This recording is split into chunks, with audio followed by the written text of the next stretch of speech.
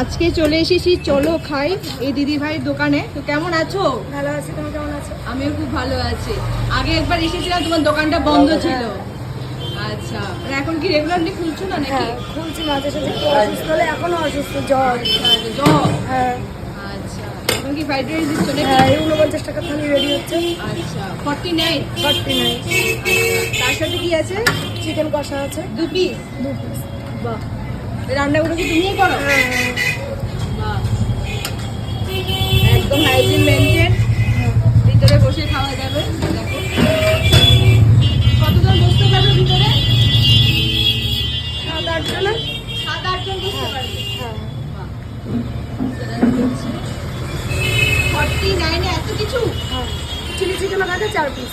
আচ্ছা, এই দেখো। আপনার কেমন লাগছে খেয়ে?